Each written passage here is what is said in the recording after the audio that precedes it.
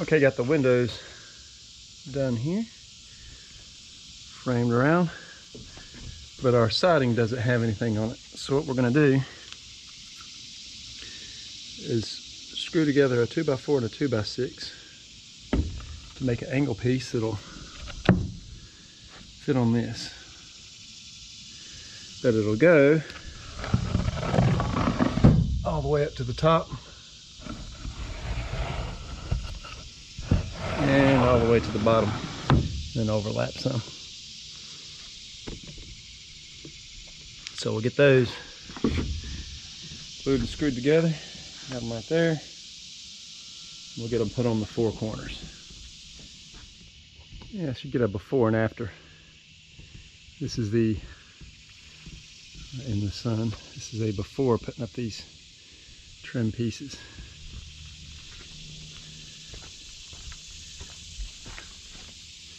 Just the plywood sheeting.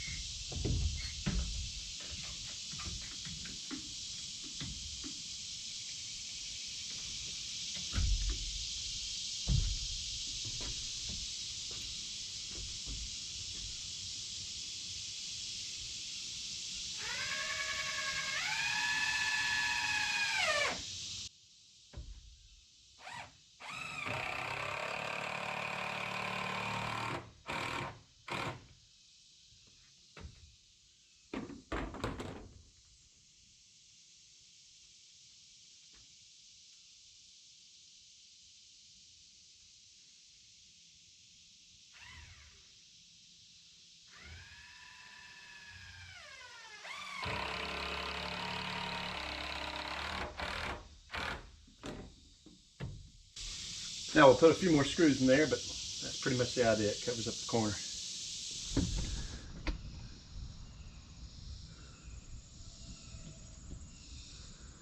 All right, that's those two corners on. Pretty pleased with that. I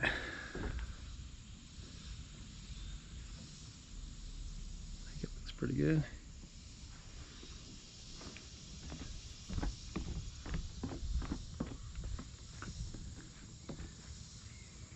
It'll look better once that corner's on. I think it'll help kind of frame everything out.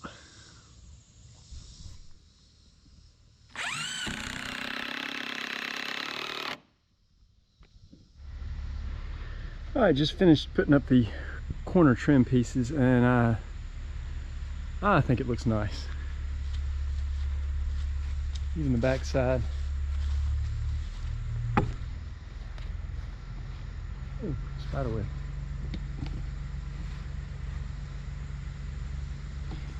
Anyway, I think it helps bring out, helps frame it basically, I guess. So now I've got to do the guardrails around the porch. So I'm thinking just on this side between here and here, this part will be open, and then along the front and the back. Okay, it was a good day today. I got the corner pieces put up, and then the main parts of the rails. Still got to finish the rails though. I didn't really video any of that. Basically what I did was put up my 4x4 corner post and determine with my, I guess they're called bickets, the vertical pieces, how high up I needed everything. So I've got me a 3-inch gap at the bottom, and these are up to 40 from the bottom. And then I screwed 2x4s onto these and into my corner pieces. One of the reasons I wanted to get the corner pieces up was to screw these into these, and the same on this side. And then I've got these pre-cut pickets that are basically go like that. So I got to get those all screwed up and on, hopefully tomorrow. And then I'm also wanting to put 2x6s on top here, so you get kind of like a shelf on top of the rails. So I'll do that all the way around and over this little section.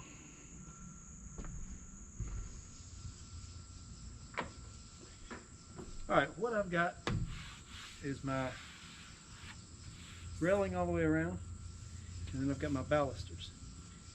I found that they should be no more than 4 inches apart. So I was just going to start from one edge and go 4 inch, 4 inch, 4 inch, 4 inch, but it makes a different gap back here. So what I thought I'd do is I use a little 4-inch spacer. I've actually got 4 inches there, and then this is a bit of an angle, so 4 inches there. Then I measured in between the two, well, outside to outside, 34.25. So what I've done is I've got my mark at 17 1/8 here. I haven't done it down here yet, but 17 1/8.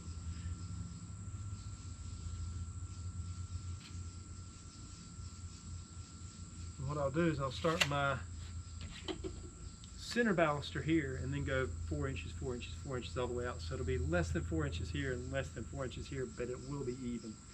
I think it'll look better that way. That's what I'm going to try this section anyway, and then I'll do the other 6 sections.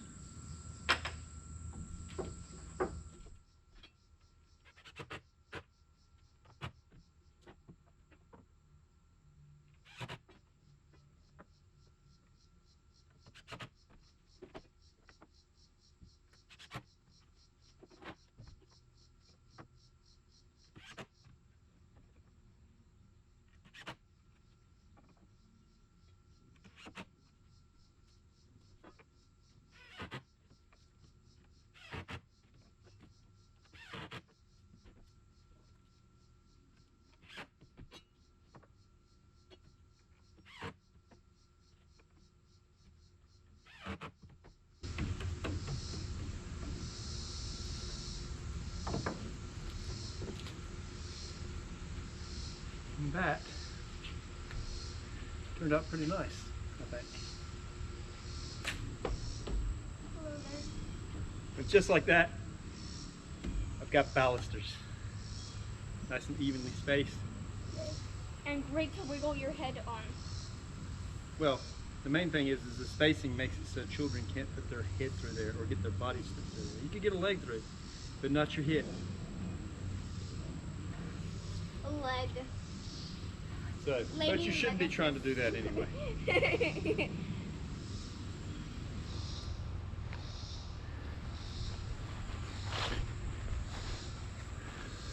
Okay, now my porch looks like a porch.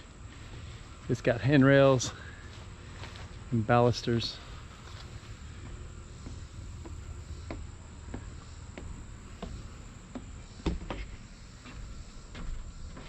And it looks somewhat safe, except for this giant opening here that has a cable ride that you can fly down.